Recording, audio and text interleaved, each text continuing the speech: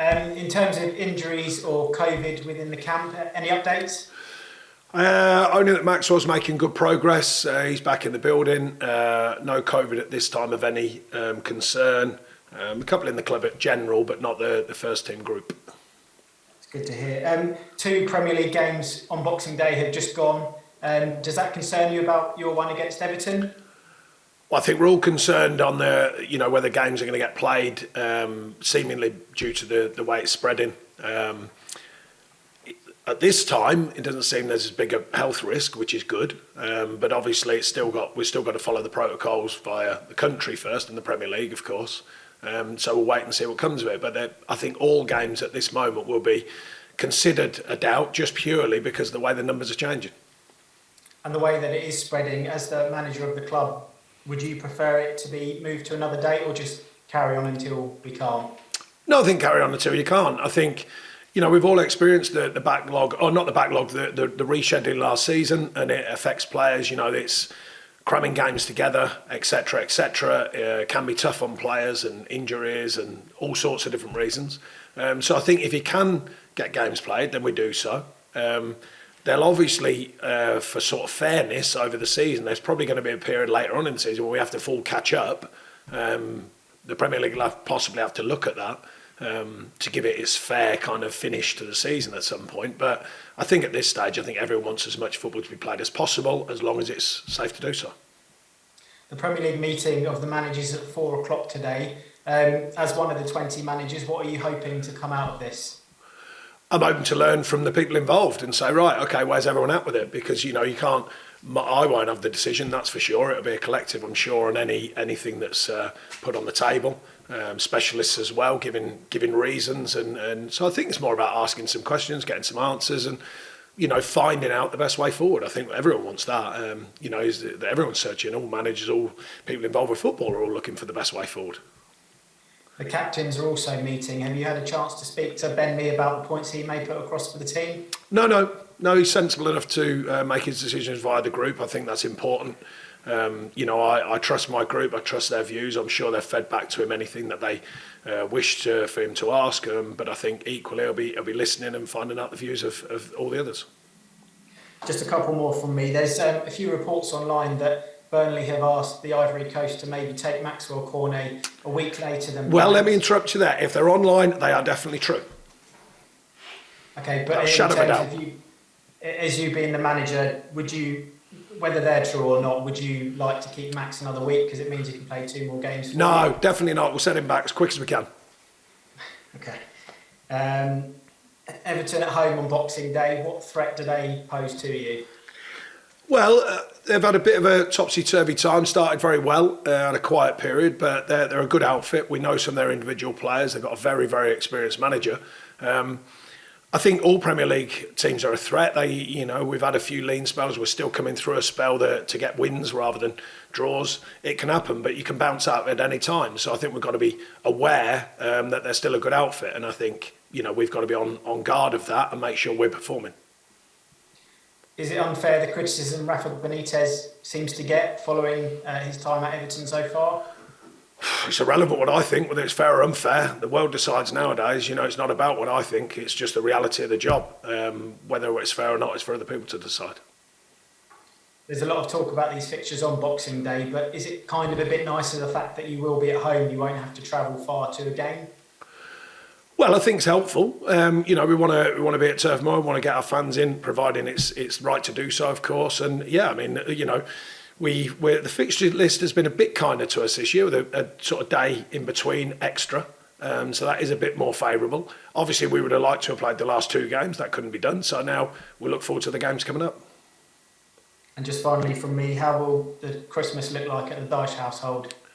Christmas will look like presents, eat some food. Believe it or not, I know this is going to shock you.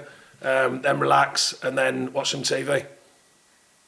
Great. Well, that's all from me. Have a great Christmas. Thank you. Thanks, Chris. Jake Robson, PLP.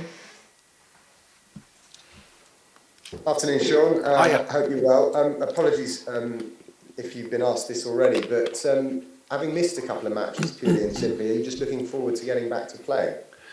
Yeah, definitely. I spoke to a couple of the players around the training ground and coming off the training pitch and their thoughts and stuff. And it's one of them strange things about football. It's football when you're playing and things are not as you'd like. You kind of there's an edge to it. There's a nervousness, but equally when it's not there, you miss it. So I think the players have missed a couple of games. Not just the fact of what it counts for, but actually just playing. I think being out there playing, and you do miss it. Especially after we've had the period without fans in the stadiums. I think now fans are back in, and the adrenaline it brings and the performances that you want to bring for yourself and your team. Like I say, football can be a stressful business, but when it's gone away, trust me, you miss it. And I think the players will be ready to play. Let's put it that way. Obviously, because of the games that you've missed, it now means that you've got either 1 or 2 games in hand over sort of the teams around you. Do you actually think, firstly, does it help you now, and actually might it help you further down the line when all's kind of settled? I've never really been bothered about that sort of stuff, because at the end of the day, it is what it is. Quite obviously. The games have been called off. We will have games waiting for us to catch up. It's just what it is. So each challenge that comes in football, some are from things you can do better yourself, some are from the outside forces of what's going on. So therefore, whatever comes our way, we have to manage it, we have to deal with it, we have to prepare for it, and that's what we'll look to do. And just lastly, I know a lot has been made of the run that you've been on, or perhaps the points that you have at this stage, but you've kind of been very consistent in the fact that actually you've been playing well and that you firmly believe results will come. So actually, in terms of, obviously it's not a situation you'd like to be in, but you're sort of quietly confident still at this stage.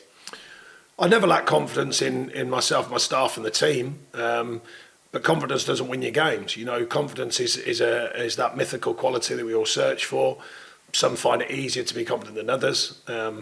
But the fact of the matter is it comes with performing, it comes with getting results, and it helps rather. It should be there anyway. I think, you can't be in the Premier League, can't be a Premier League footballer unless you've got an inner confidence and an inner resilience, and borderline a touch of arrogance to go into a stadium and play in the manner you need to be a Premier League footballer.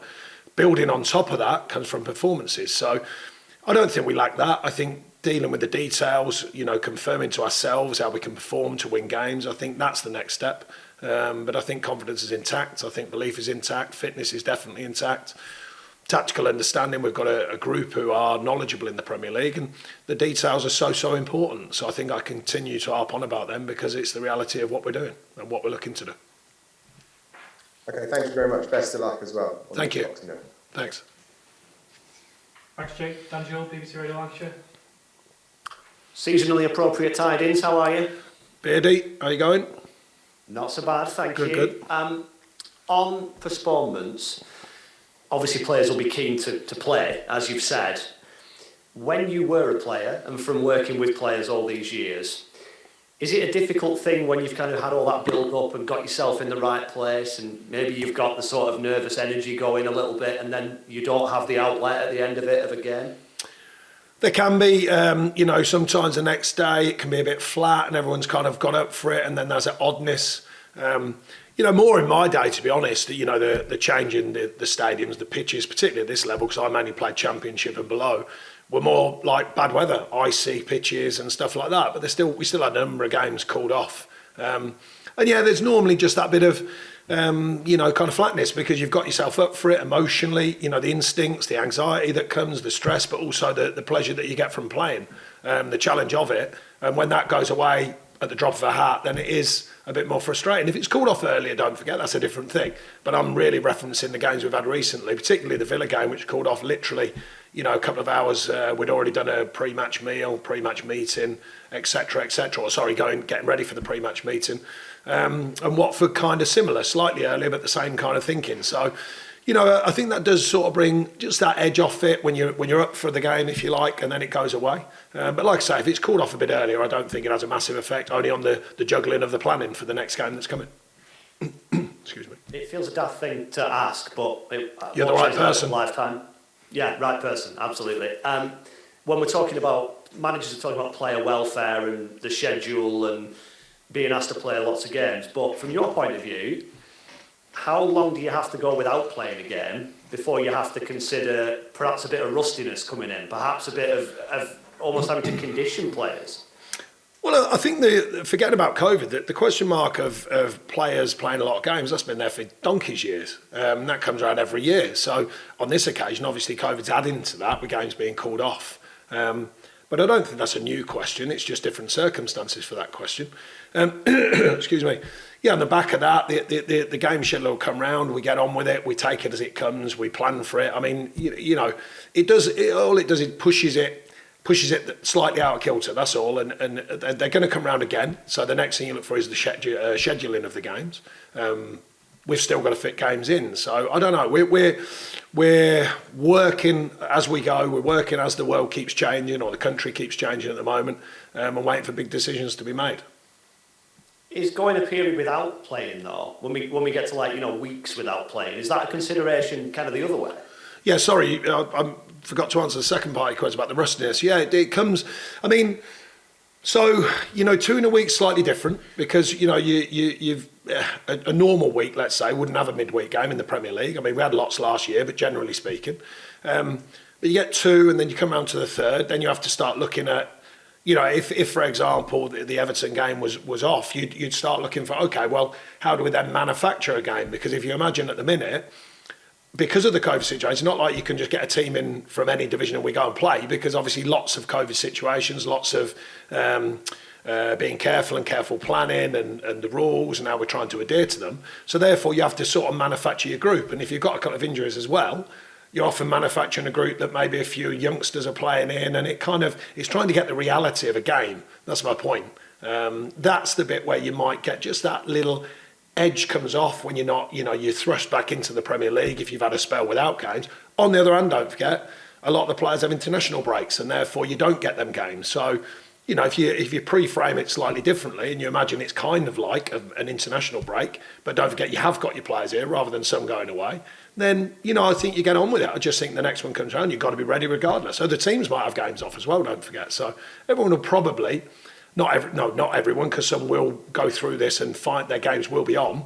But I think you'll find over the coming weeks, or certainly over this week, I think there'll be more games off. That caution you refer to there, and, you know, safety first kind of thing, with the football side of things, does that creep into your non-football life? Are you more cautious at the moment, knowing how big a problem this is and what a knock-on it can have? Do you know, the hardest thing, I think, and I've discussed this with the players, I've discussed it with the Premier League as well, the Premier League rules, you know, are really, really strict compared to the rules that are out there. The hardship is there's still human beings. I've said that, me included, we're all human beings. It's Christmas. Friends want to see you, family want to see you, they want to try and do something, not everyone's cup of tea, but some, I mean, obviously forgetting how much it's changed over the last few weeks, but people go out for Christmas dinner and stuff like that, or they go and see friends Christmas Eve. We've still got to live our lives. We're just trying to maybe just keep our eye on things a bit more. And the other thing about it, looking at it just logically, is you know what it's like, you presuppose, we all play that game if, you know, people have had COVID where, oh, I must have got it there, but from what the science tells us, it's not like that. You could get it from anywhere at any time. You know, you could touch something, you could rub your eye, you go in and pay for your petrol, you press the keypad or whatever it might be. You know, there's no rules so far from what we know. It just kind of, you know, you could get it from any situation. Of course, in balance to that, there's certain situations you'd try not to be in. You know, you would if you're in you pop over a drink or you're at dinner or whatever. You hope it's not a crammed place or a crowded place or whatever, just for the fact that might help a little bit. But from what we know from the science we get and the doctor's views, it's not as simple as saying you will not get it if you do all that. It's suggesting that if you don't do all that, you've got a lesser chance. So all we're trying to do is manage the chances, really. But without shutting people's lives down. You know, they're still got families, still got lives, still got loved ones who want to spend some version of Christmas and the best version they can, and just try and, you know, be as safe as possible, like everyone's trying to be. And you've been saying for years that outside of the top 4, 5, 6 in the Premier League, everybody has a spell that's not a good spell necessarily. Is that where Everton are at the moment? Is that inevitable? I'm not saying it's inevitable, but you usually find that apart from the superpowered teams, that teams have a spell. They started very, very well, don't forget. You know, superb start, really. You know, a couple of their performances have come away from that, been a bit indifferent, but that can happen. You know, we take everyone seriously. It's not all about form. It's about the realities of your situation, how you're performing. excuse me, you can be aware of the opposition, as we have to be. We always try and focus on ourselves. We've got to focus on ourselves, particularly a home game in front of our fans, to get the best possible outcome. Christmas film of choice? Oh, the new. I haven't seen it yet. The one on Sky's meant to be good at the minute. Martin Sheen. Can't think what it's called, but that's getting good reviews. I haven't seen that one. Usually Miracle on 34th Street would be the new version, not the original version. That would be a go-to when the kids were a bit younger, to be fair. Have a good one, thank you. And you? Thanks, Dan. Alex Howell, BBC. Hi, Sean. Hiya. I think you're thinking of a Boy Called Christmas, I think is the film. No, it's the woman who's travelling on the train. Polar Express? No, that's good though. That's good. Bit dark like that. Little bit dark for me that, but it's a good film. No, does anyone know it? It's just that was it. That's Last it. Train to Christmas. Sorry, my Sky head. There you go. Last Train to Christmas. Apparently, I've only heard on the. I'm a bit of a film buff. Apparently, that's very good. So I might try and get that at some point. My kids are a bit older now, to be honest. They'll probably be on a gadget somewhere, but I might try and watch it. I'll have to give it a go. Just to touch on the player welfare there, is it something you think needs to be spoken about more? What do you feel about it? Well, I think there's a lot in place. I mean, I think the Premier League are trying. The amount of testing, the amount of protocols. If you think about the reality of, in practical terms, testing in the morning, not allowed to go into the building until your test is clear, and then being asked to wear a mask even though you've been tested. I don't presume that that's normal in most people's lives. The obvious things that we're all trying to do, wash your hands, and disinfect your hands and all that kind of things, disinfecting the training ground on a regular basis. I think the guidelines are there to try and bring the safest possible environment. I'm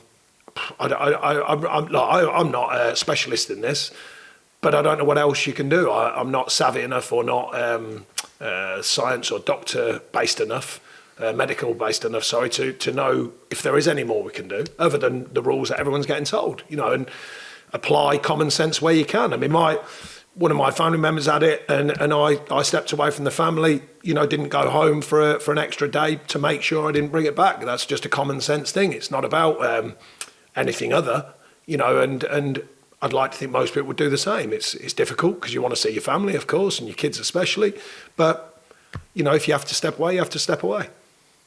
And then just on the safety aspect there, and then I suppose the number of games, and say managers have been vocal this year about COVID and the fixture schedule. Is that something any of the players have brought up to you? I know you've had a couple cancelled this season, but... No, to be fair, if they did, I'd probably, like I do, probably say, you'll be fine, let's get on with it the best we can. As long as you're safe, don't get me wrong, I'm not being flippant, safety's key, but I think we're doing as much as we can for players to be safe, and hopefully everyone else is in their own worlds, whatever that world is. And just finally, Sean, is just to touch on Maxwell, is there anything, would Burnley potentially ask for him to join up later? We've got no power over that. I've been asked that before. Everyone knows the rules now. FIFA made the rules. So if the country decides to call them up, that's it. They get called up. Sometimes the manager have a chat with you about it, but generally they have the ability to call them up. Perfect. Thank you very much. Thank you. Thanks, Alex. Alex James, next live. Afternoon, Sean. Hope you're well. Without topping, you look kind of like you're in a prison cell. An old-fashioned prison film, yeah. Does feel a bit in Possibly. prison sometimes working from home, doesn't it? But I know I am just in my house. So. Okay, all right. Just in the last few minutes, Rafa Benitez has been giving his press conference ahead of this game on Boxing Day, and he said that Everton have had a request to call the game off rejected, and that they've only got 9 outfield players available. How difficult a situation is this with just the uncertainty that obviously you've been through with the Villa game and the Watford game, to try and prepare, knowing that there's half a chance, maybe even more than half a chance, that the game's going to get called off? Yeah, I knew some rumours coming out there, but it's a bit early, I think. I don't know the scientific rules of that as regards the body and the welfare, but it's a little bit early, I would suggest, because you don't know if you test in 2 days in the morning of the game, whether that's gone out the system, etc., etc. I don't know the vaccination situation of the Everton players. We'll find out more probably about these sort of things this afternoon on the manager's call. I can only go if Everton have got a problem with it. They'll put it into the Premier League. The Premier League will look at it and they'll have to decide it. It certainly won't be my decision. So that's I'll just follow the protocols accordingly.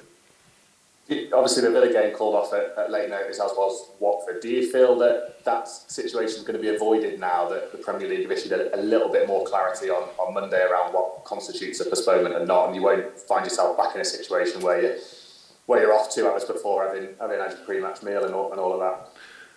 Well, I think the clarity is difficult, isn't it? Because you can write ideas down on a piece of paper. When it comes to the practical moment of someone having COVID, not having COVID, and what the rules therefore align at any given moment, and who's testing and what time are you testing, because that's not easy, don't forget. So if you imagine a testing schedule, if you have a day off, then you test. Other teams have different days off because they've got different game schedules. Some teams don't have hardly any days off. Some teams have more days off. So how do you even do the testing schedule? How does that work out? When do you test? When do you? When you don't you? Before, if you had a PCR test 2 days before, even if you had it, you'd get on with it and play, unless you had symptoms, of course, etc., etc. So I do think it's difficult. So I do think it's difficult to lay down an exact way and decision-making process. We'll just have to wait and see what the Premier League decide with varying situations and varying games. It's going to be their decision inevitably. It's not mine. You spoke, or you said you're going to speak to the Premier League about the sort of decision to call off that Watford game. Did you ever hear anything back? Did you raise the same? Yeah, I didn't say I was going to speak to him. I just said I requested that we had a report on the whys and wherefores for our knowledge, because we've got to understand more of. I mean, as you're suggesting, they're coming out with some kind of template, if you like, for the whys and wherefores of why a game would be off. But at that time, we didn't have any knowledge of that. So therefore, if we're asking for a report on it, they give us a report and we go, oh, okay, right, we get it. So therefore, we can use that knowledge, if anything happens to our players. And you mentioned Maxwell was back in the group, back training, is he then? Yeah. He's on the grass, but not with us yet. Right, okay. So an outside chance, no chance for the weekend? He's a maybe, but with, muscle injury, COVID in between. He wasn't particularly unwell, but you miss a few down, you have a few down days, helps in one way with the injury, doesn't help with your fitness. So we'll have to make a judgment call on him and see how he's feeling as well. He tested positive, did he, in between this last season? Yeah, but while he was injured, so it didn't bear any effect. That's my point, on anyone. Other than a few days off, obviously, where he couldn't come in. Yeah. Oh, Ashley Barnes still out, I presume. Connor Roberts and Dale Stevens. Yeah, Connor. No, it's a good shout. I should have mentioned them earlier. Barnes is making good progress. He's sort of getting there. We knew it would be a longer one, but he's getting there now. Connor Roberts is still coming out of a really nasty infection. Dale Stevens is back in the building and going well. So backing around it type thing.